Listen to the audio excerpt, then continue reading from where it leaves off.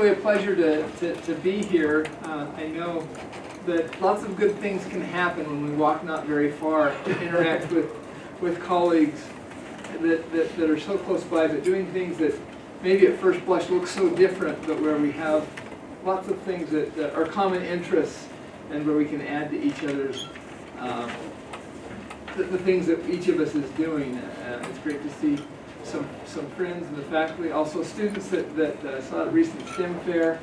Glad to be here. So I've been at BYU for 18 years, and Cheryl's been teaching here pretty much almost as long. I teach full-time in the physics and astronomy department.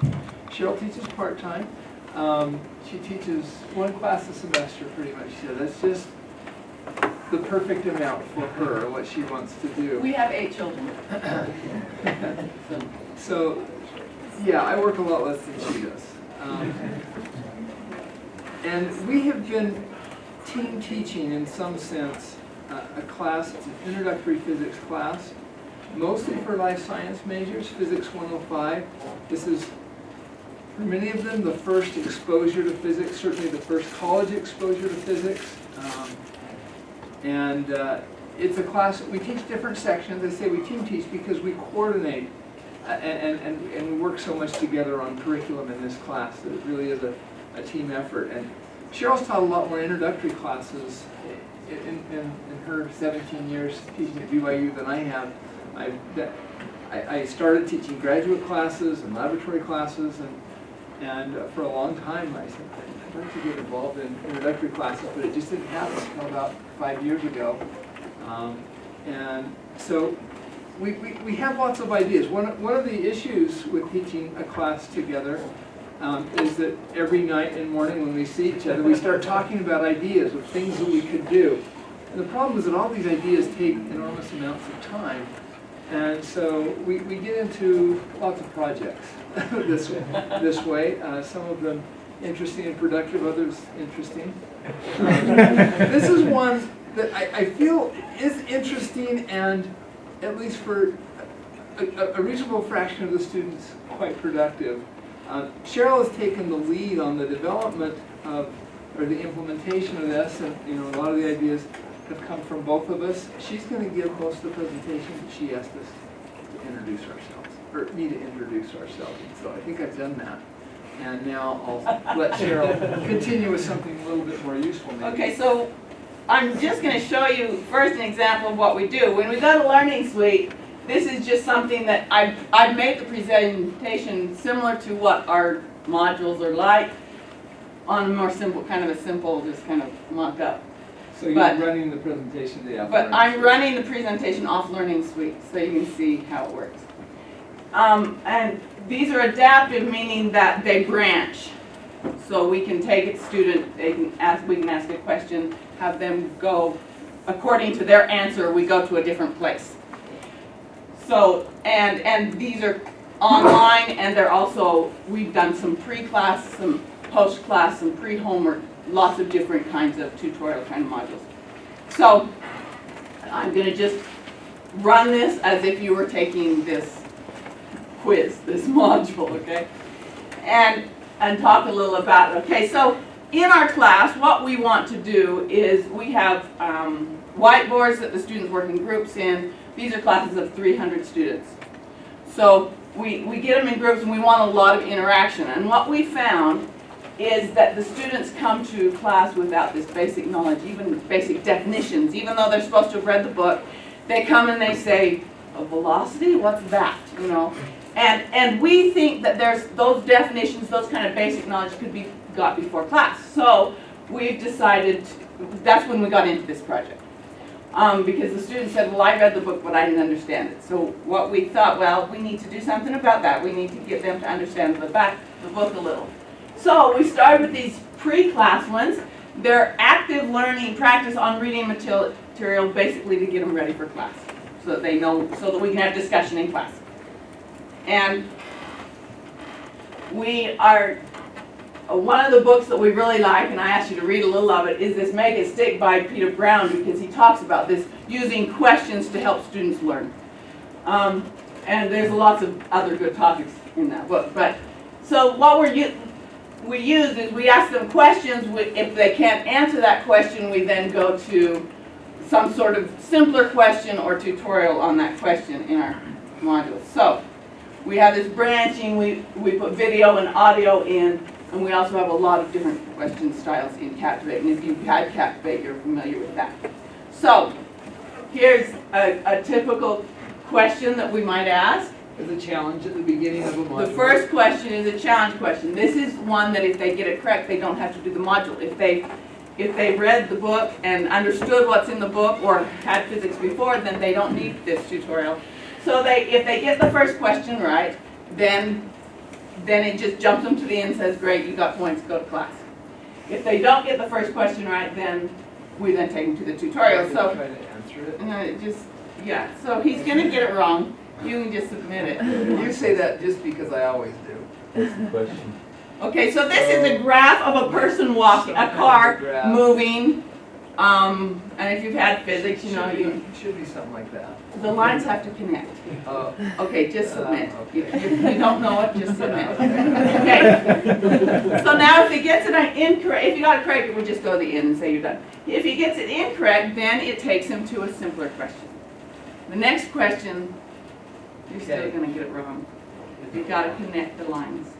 So it's a simpler question to see where they are.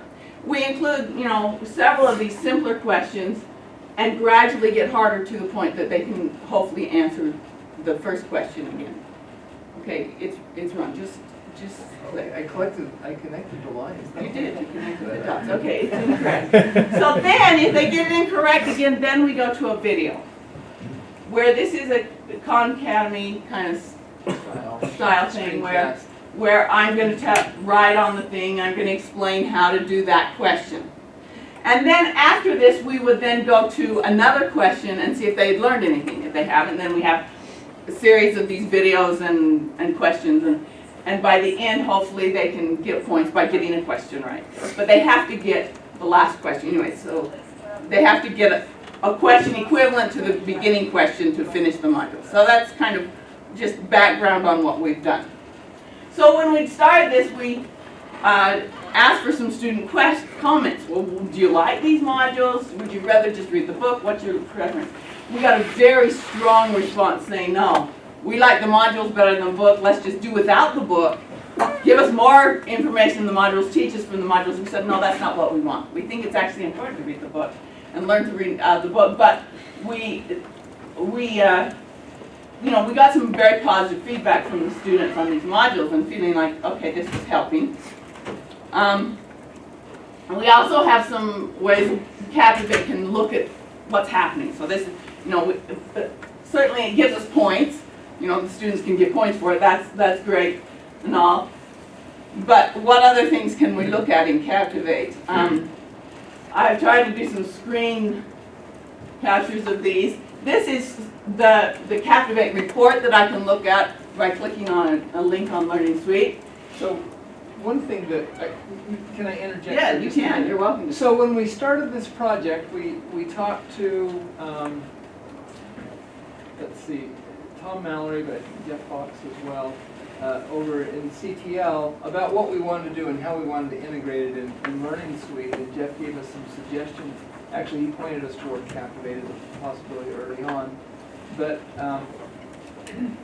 Learning Suite was not set up to integrate with this, and so we wrote a proposal to our college and to general education for a little bit of funds and for our students that were developing modules, as well as a little bit of computer time, because that was one of the things that Tom Mallory said was a barrier. Is like, well, we've got lots of different projects here.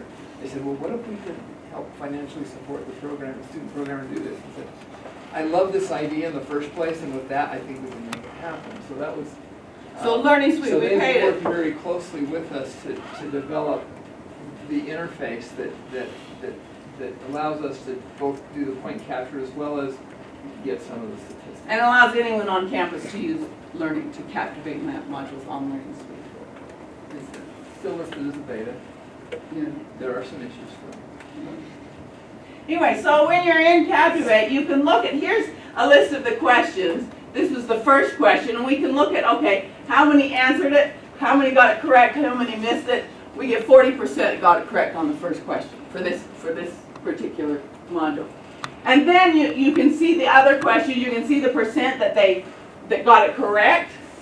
You can also then look at, this is the final question, by the final question 97% were getting it correct. Now they're allowed, and this is kind of the evolution of it, they're allowed to go back. So they can take this question, and then once they go this question, they can keep looping through this. Once they've got to the end.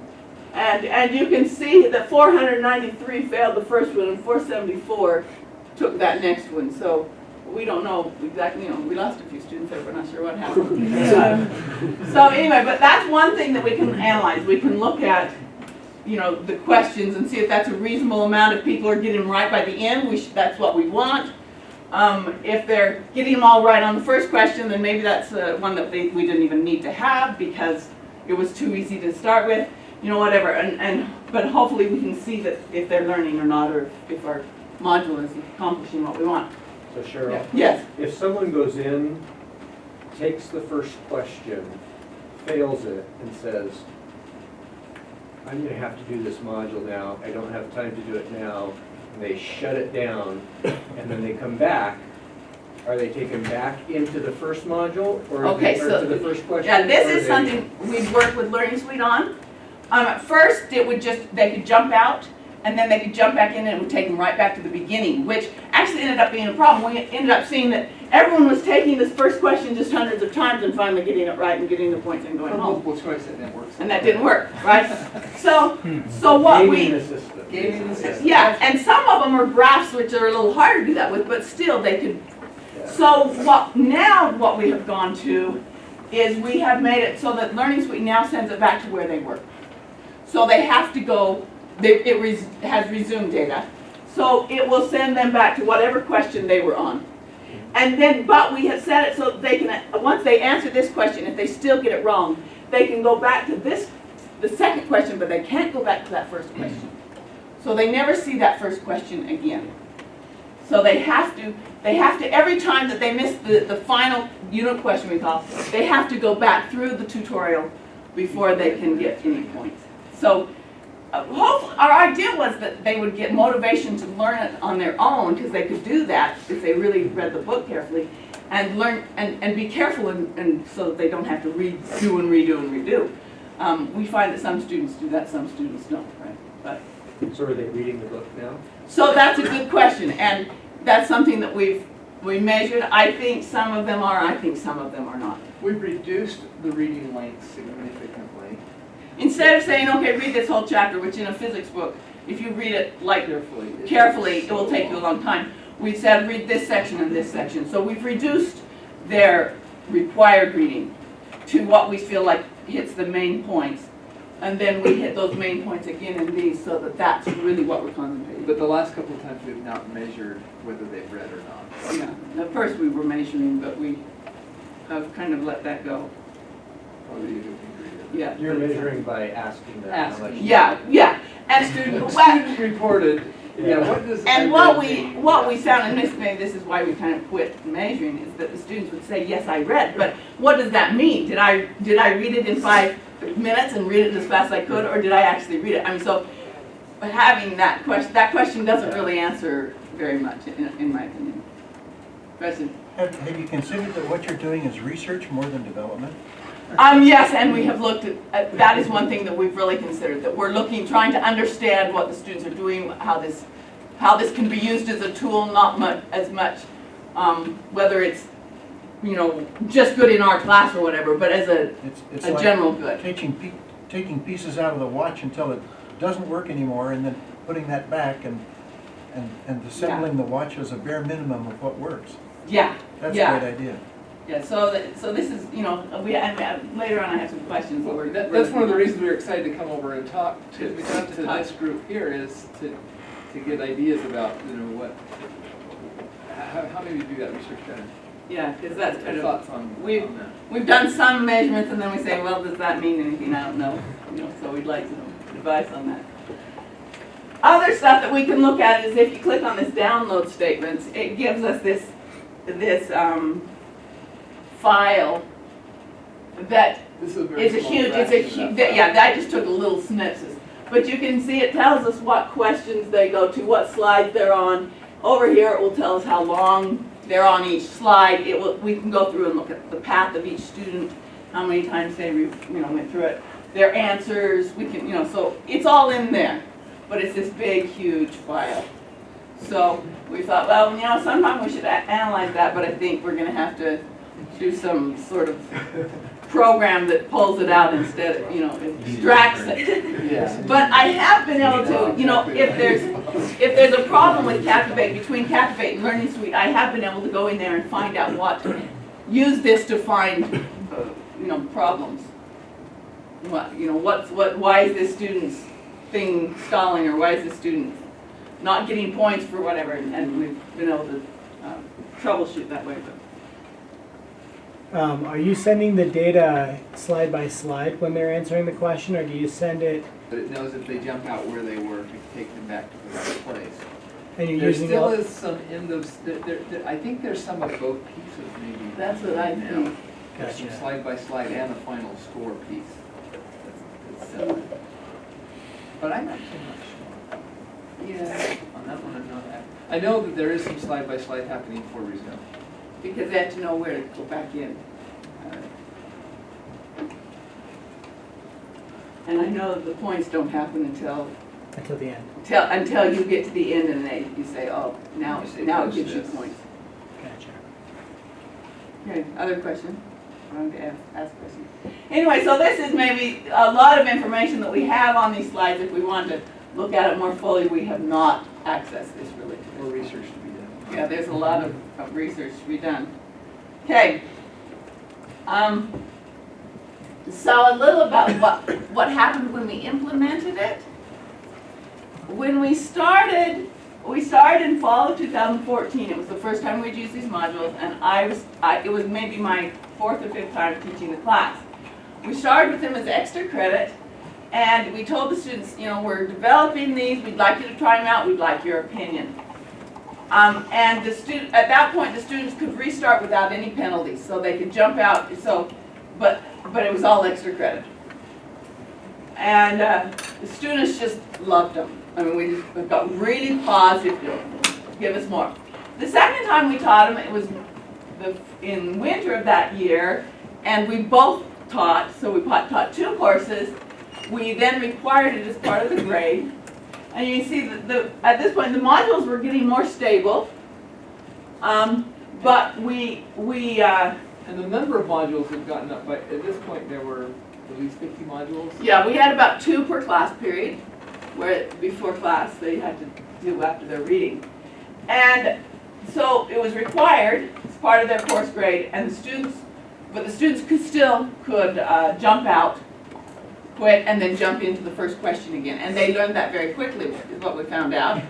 And so then we saw a lot of this, just jumping out and jumping back in. We thought, they're not, but some of the students, and actually what I found is a lot of the students were using them as test review, because they could go back and go through them, but a lot of them were jumping out and then jumping back in, so they didn't have to go through the tutorial. That's the point again. Yeah, but then they'd do the tutorials to prepare for the test, which wasn't really our idea. Anyway, so fall, we then started, we still required it as part of the grade, but we made it so that they couldn't jump out, that it resumed. And so you can see that our flexibility on the grades, it became more a part of their grade, but more stable too. So There were lots of glitches, lots of different kinds of glitches. Drag and drop interactions were one that were really useful for things like graphing, which is something that there hasn't been a lot of online or computer-based graphing done, but the drag and drop allowed us to do some of that. But it was a little glitchy at first. There were lots of ways that it could go wrong. And there are lots of different styles of questions. There are hot spots. There are, in addition to multiple choice. And as we played with those, we learned lots of ways not to do them. And so there was part of that increasing module stability was it's that. just the learning curve of Captivate. Also just, us getting a better system. Those of you that have worked much with Captivate know that there are lots of checkboxes, lots of different possibilities, lots of options.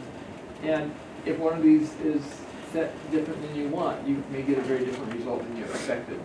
And so even just getting processes for how we went through and validated that we had correctly gone through that, the students working with us, having check sheets that had all those, that, you know, these were all part of the process of increasing the stability of that. And the other thing is when we went to Captivate 8, and Captivate 9 has the same ability, is that you can format it for a phone, And we which tried to which do works that. for some things.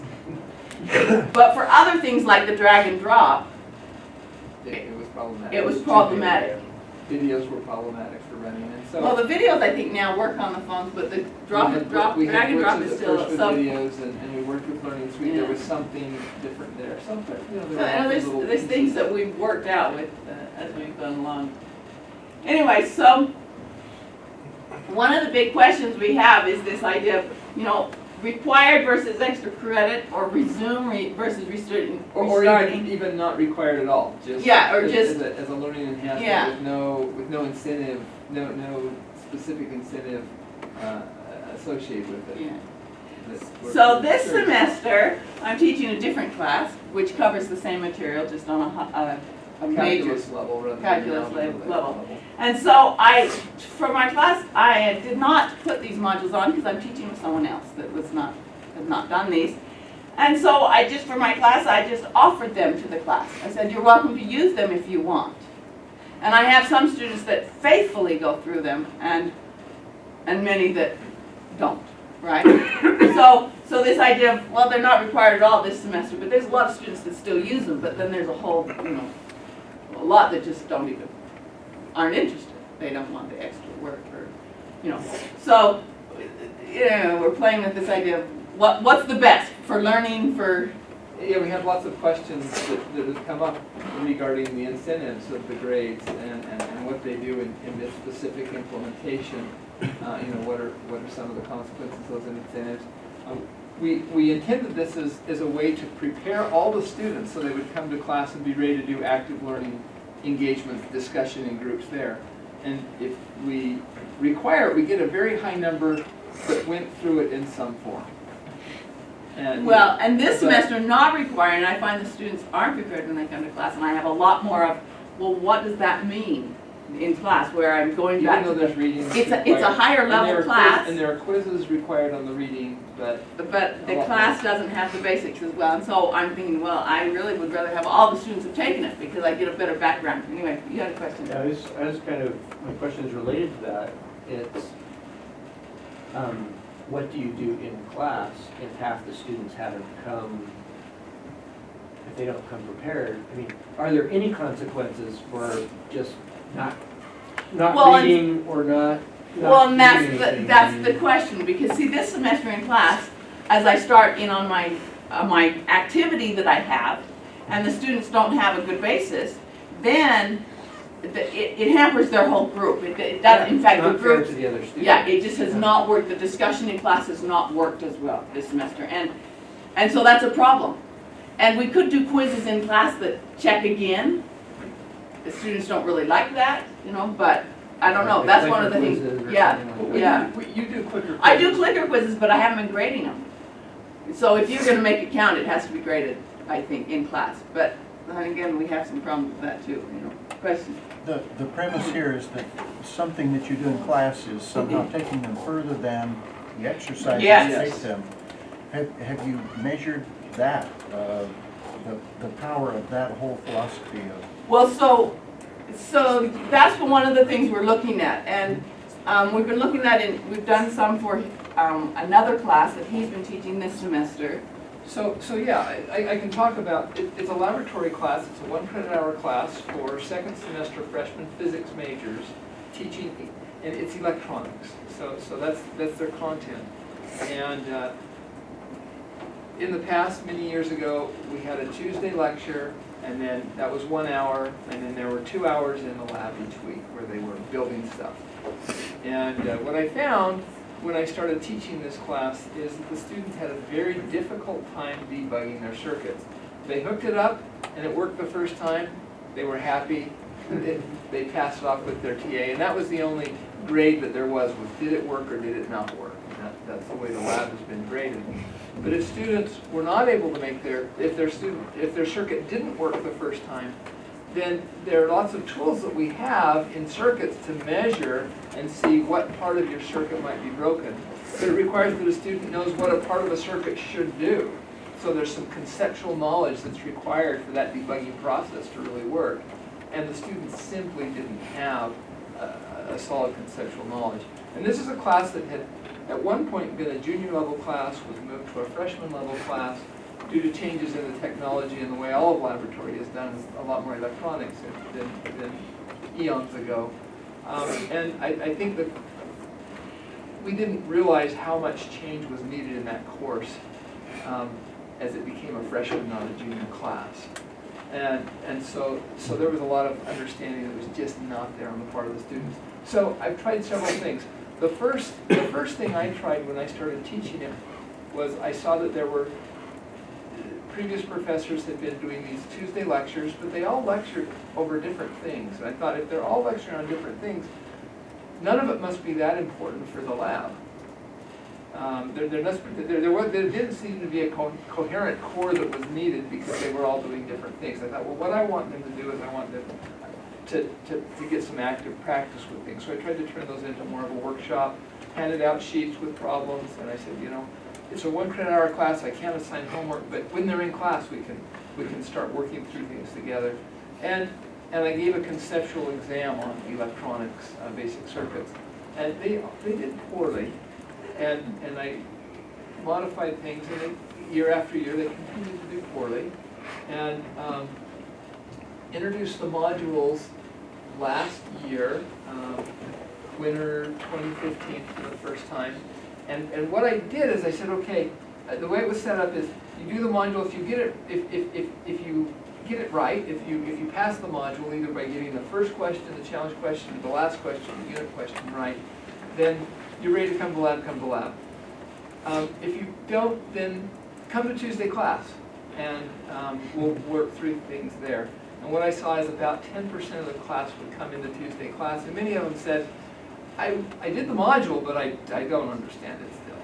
And so then we'd go through more problems there. And so I realized that very small subset needed a lot more practice than they were getting from just this early exposure. They really hadn't, there wasn't a lot of consolidation of the ability of those concepts and the ability to apply them independently. And so this semester I required all the students to do both. And instead of calling it a pre-lab, I called it a pre-class, the Tuesday class. My conceptual exam scores went up dramatically. And what we do in the Tuesday class is small group work. So they're in groups of 3 working through other problems. And so, yeah, I saw about, previously I had, on tests were very similar, about 50 to 60% was the average score, and it jumps about 80. So I think both of those are having an impact. But I did either one of those kinds of things independently. I didn't see much gain. And this time, I did see a significant gain. So not a super careful study, but nonetheless, I've seen some. 30%, that's pretty good. Yeah, it's a big enough number.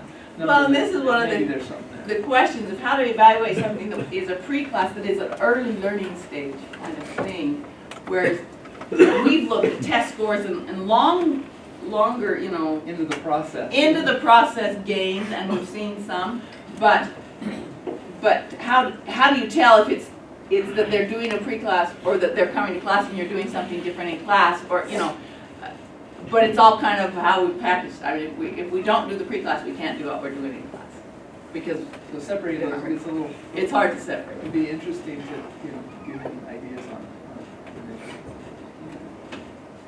measurement of early. In fact. So that was what the next thing we were thinking about. You know, we've looked at these concept inventory tests, which are kind of These are very widely used. All the exhibits. big universities that in the small nation, universities. Harvard and MIT, all they take these assessments for on these classes. And so we've given the same assessments to our students. We started that before we started the modules. We've done it since, and seen the test scores. And we've seen some improvement, but we don't know exactly if that's because of our modules. We've also looked at the course exam scores that were our exam scores and see how are they improving on our exams. And we've done a lot of student questionnaires and a lot of interviews to try to get a feel for what the students are experiencing. But what more could we do? How do we evaluate this early stage engagement activity? I don't know. Is it really helping them consolidate their learning from the reading? Is it really having an impact on their overall learning? Can we separate that impact from different learning activities? You know, those are some questions that we have. Some of the people online are talking about the idea of adding something that shows how much time students are spending on each question. Do you see any value from? So we have that information in that big long Excel file that we showed you, Never looked at it. but we have not dissected it. And you know, if we had a student that we just put on dissecting it, that they could figure out how to get that information. But we have not. Not yet. We have not yet done that. Might be interesting. Yeah, Maybe but this that's, is a plug for people in the room. We do have 4 different types of projects you can do here. One of them could be a measurement project. This seems like it's a really good, yeah, we would love to have a really good student come and measurement help us. project.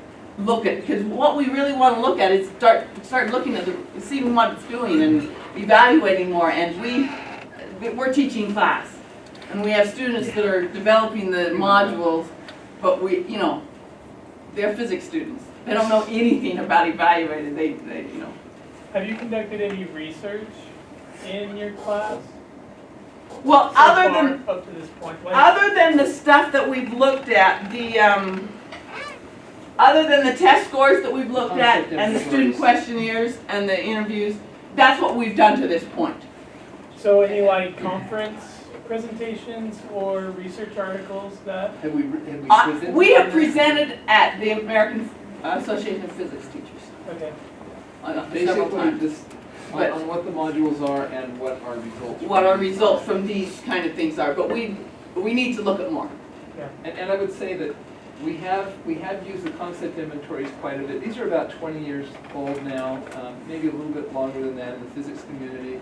These physics concept inventories, and they're used by a number of early adopters, a pretty widespread group at this point in time, and so they're known. We see some gains there, nothing really. Well, and we earth-shattering see gains in specific areas. similar to the other universities. So if we compare our gains with Harvard and MIT, we're getting the same gains. But the question is whether that gain is due to what we're doing, or maybe there's a lot of factors in that gain. In fact, we look at different students, Yeah. like lower scoring students that are just limited by a basic ability to do logical thinking. And there's a test on logical thinking that we've had our students take also. We, you know, compared that with our gains on the inventory test. So those kind of things we've done. So yeah, I misspoke. We have seen significant gains pre to post class on these inventories. We haven't seen really big changes in those gains over time.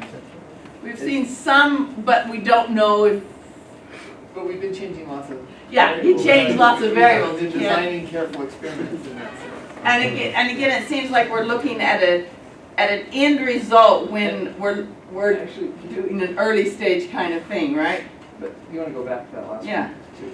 On the last one, on the interviews, we have done some questionnaires. Did you like this? Didn't you? Kind of level. And interviews we've done just a little bit. We've had an undergraduate start doing interviews this semester. So this semester she's so been doing we a lot really of haven't- interviews. That We last don't, one, I wouldn't say we've done extensively. We just started. and she is trying to write up what she has learned from the interviews this semester. But it's a few students and a Yeah, few classes. it's, not- 20, not 30 all much students. So, And it's not the main class that we taught this with, but this is being done as other classes. The lab class and the class where you've had them do it just for their own benefit. so there's a lot. I think there's a lot more that we need to look at, and that's kind of what we're saying is that we need to analyze this more. We haven't written any articles. Okay.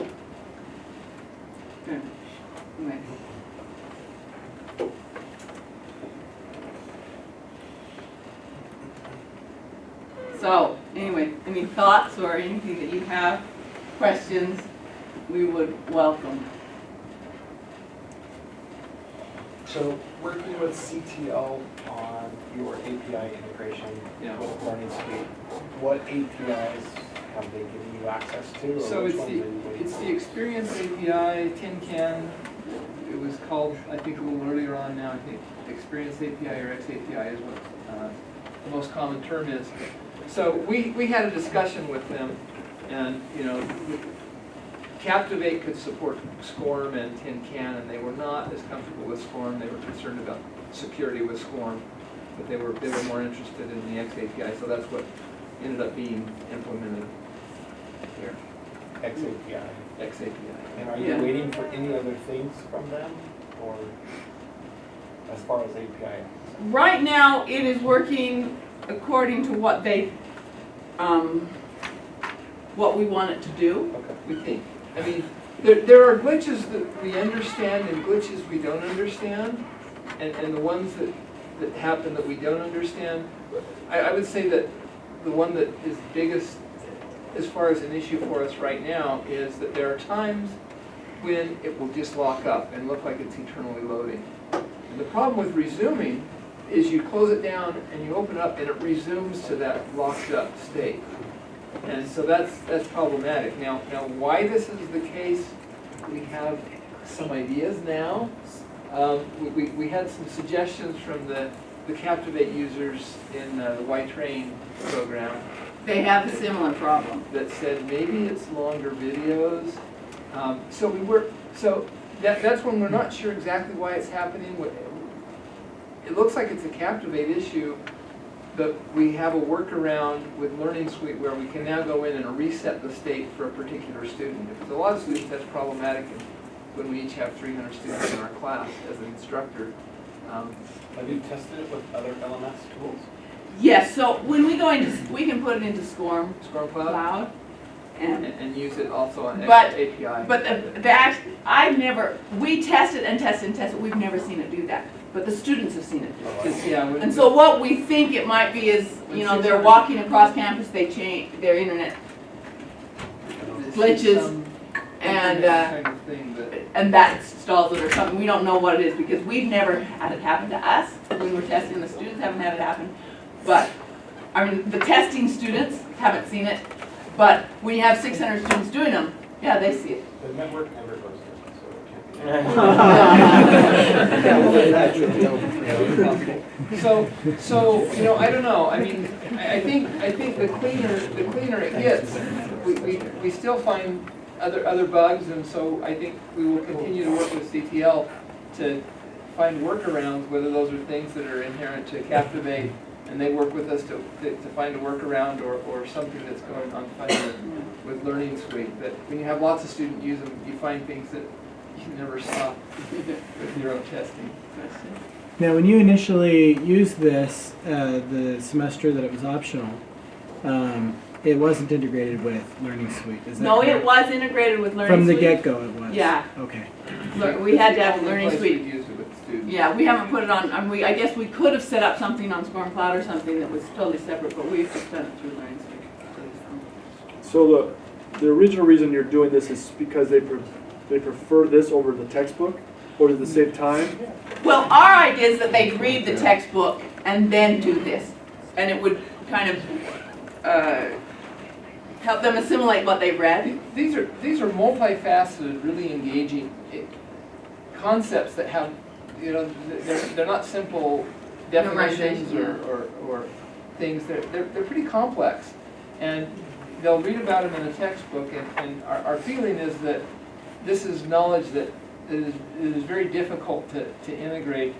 And so if they get some active practice right after reading, then maybe there's some initial consolidation that can happen right there, and prepare them at the level that they can apply it in really simple situations and come ready to class to do harder problems with it, or things that are more surprising or less intuitive.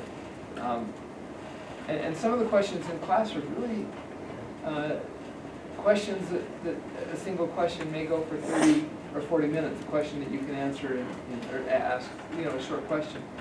And so if they don't have some grasp or even a little bit of working ability to use these concepts before that, then they're really not prepared to go into To a that. discussion on a more complicated. So that's where it started, is we wanted to prepare them for that deep dive that we were gonna do in class in groups. And reading alone didn't seem to do it.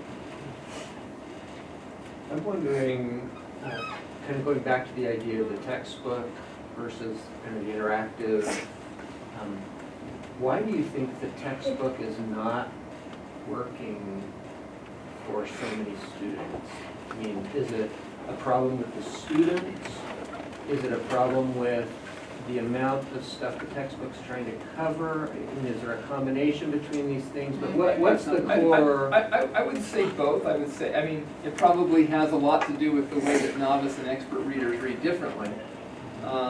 And these are novice readers, and sometimes we've worked a little bit on that, and I think that's an area that we could work more with our class and making the readings before this even more effective. Well, and part of it, But yeah, I think they try to read it maybe like they read a novel. They don't work through examples. They don't look at a section and say, what do I think is the most important?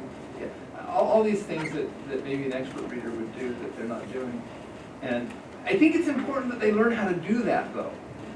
I think there's a kind of learning, I don't know, but in physics, that's still how information is transmitted largely. I mean, we go to conferences and skim over the surface, but these are also students who are not really going to be physics. yeah, these are, a lot of them are pre-med, and a lot of them come in with if they're this. going to read medical journals, hopefully, occasionally, if they go out to be doctors, and so that being able to digest and critically think through a difficult text. Hopefully there's some transferable skills there, at least that's my hope, But part of it is just that they don't put in the effort necessary. and it's too long to do that well. Yeah, it's the way the book is structured, so that. Yeah. A lot of effort to give lots of questions. Maybe, go ahead with the other So- question. So you're here with a bunch of instructional designers. What questions do you have? What do you need? You know, you We said, need you said someone you to would come love and help to, us. Yeah, but someone. what kind specifically of help are you looking for? We'd love someone to come and help analyze. Anyway, I've talked to you about this before, but you know, what you're doing begs for learning analytics. Yeah. You know, Yes. there's all this data that you have that isn't reported well, so it's not actionable. Because We can't even think about that. Yeah. Well, and we might be able to work with Learning Suite if they might be able to put that data in a better way that we could look We at don't it. even know how But we might don't want need, it yeah. so represented. there's a lot of potential for someone who would want to take a lot of these data sets and create kind of warehouse some of the important data so that it can be reported, you know, in time, in the moment kind of thing. Yeah. But also using other aspects of the profile of the individual learners, like, are you in this because you're a physics major? Are you pre-med? Yes. Are you something else? And that will give you different insights into kind of why and where people are doing different kinds of things possibly. Yeah, because even like the surveys we've taken, they're all anonymous, so we can't connect them with who it's at. Now, that's not true of the surveys this semester. This semester, we can connect them with a certain student, but you're right. I mean, this- Because we have a separate student doing that, so the grade assigners Yeah. still don't know who that is. Yeah. They can do it. Yeah, and our So this is outside of class time, so this question, I'm just kind of curious. Yeah. What do you think would take longer, for a student to go through the whole module, or for you to stand up and explain it?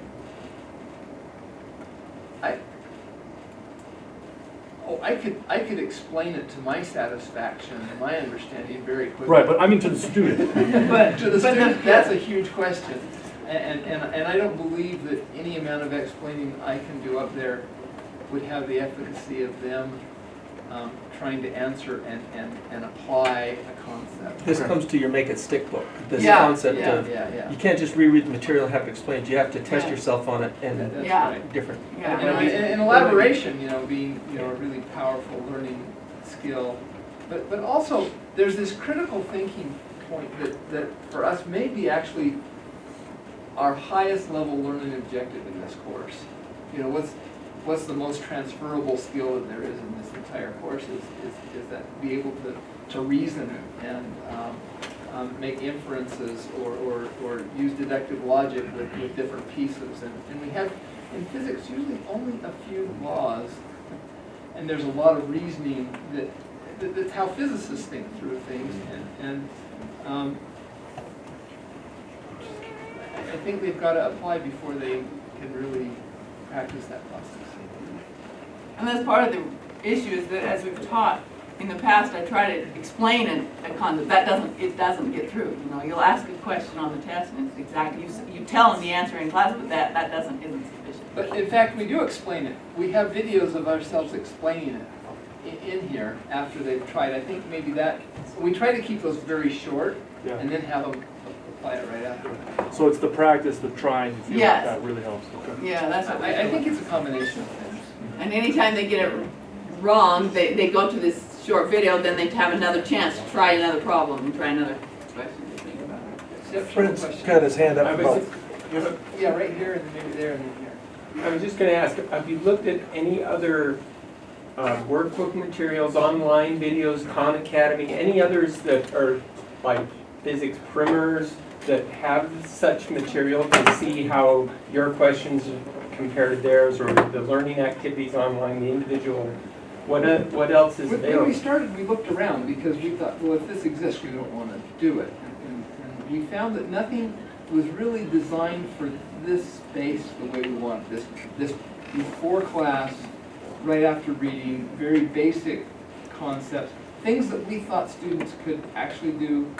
Our initial goal independently, and many of them stretch beyond what they can do independently with finding. Well, and what we found that the ones that are available were more kind of like problem kind of based, and we wanted conceptual understanding. We wanted more logical thinking, not just equation based. There's an equation, plug in these things. And what we find that's out there is kind of, here's an equation, apply it to these numbers, oh, you're done. And we weren't satisfied. Does that answer that question? Yes, yes. If a student came to this subject matter with a very strong desire to learn this, how much support do you think they would need?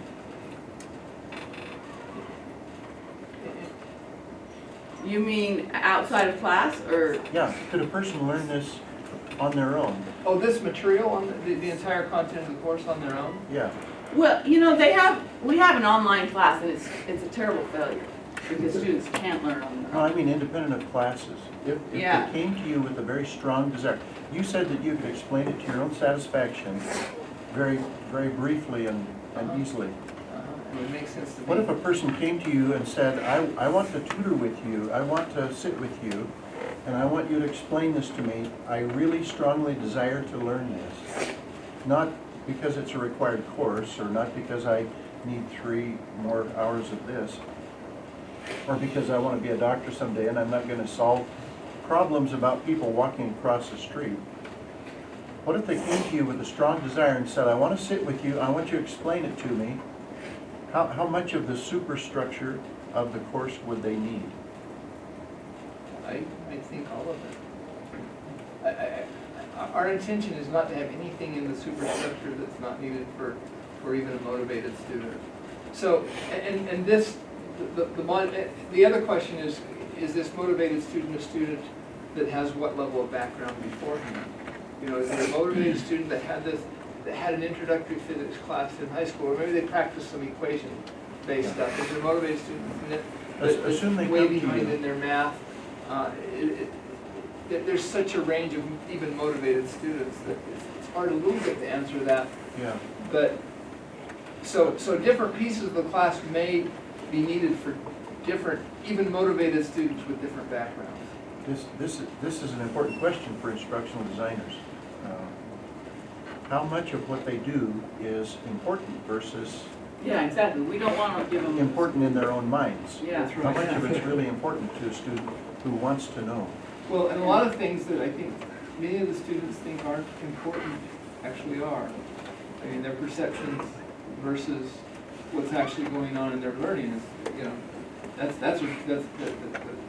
there are cases where those can be very, very different, and maybe even knowing where they match up is pretty hard. And when I look at the physics, it's like for instance, an algebra course in 7th grade will do a physics problem, a story problem, because they can do the algebra of it. But the students don't understand anything about physically what's happening. And I think what we've tried to say is, no, physics is a lot more than that. And the students come in thinking, no, it's just equations, but that's not what it is. There's a lot more to it. And I think that's what's hard for them to get without some sort of more digging. Let's give Rob and Cheryl a big hand.